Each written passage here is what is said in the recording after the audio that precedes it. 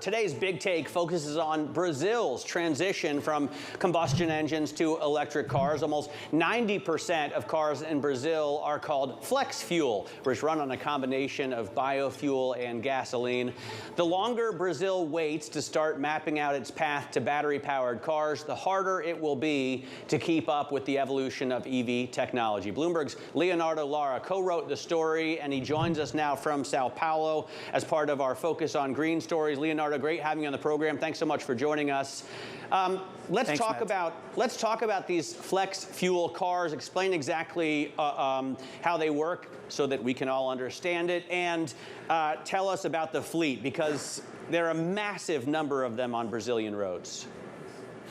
Yes, around 90% of our sales, the total sales of cars in Brazil are flex fuel, because the Brazilian customer doesn't have the option to choose for the same model. For example, if we have a pure gasoline engine or a pure ethanol engine, so the cars just leave the factories here with the flex engine that allows the customer, when filling up the cars at the pump, at the gas station, to choose what is more advantageous, if gasoline or ethanol. So this is the tricky thing of the flex engine.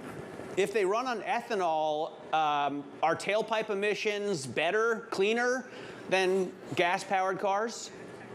Yes, much better. So all the research that they do here in Brazil, if a car is filled up only with ethanol, it's much lower emissions than a gasoline car or a diesel car, or even there's some research from the car makers here in Brazil that comparing to an electric car filled with the European source, the ethanol car is much cleaner in terms of emissions than comparing with all of those kinds of sources. Well, in that case, I would guess the pressure to move to battery electric vehicles is not nearly as great, right? Since you don't have the tailpipe emission problems that most other countries do.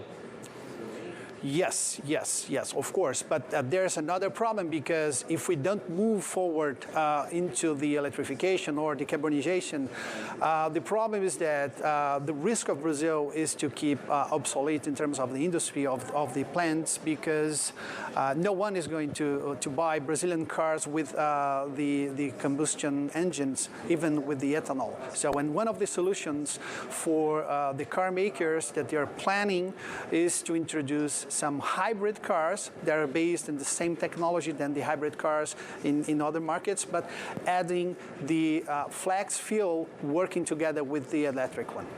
So they'll essentially have a range extender that's flex fuel in a battery-powered vehicle. Is that how it's going to work out? Yes, that's it. Perfect.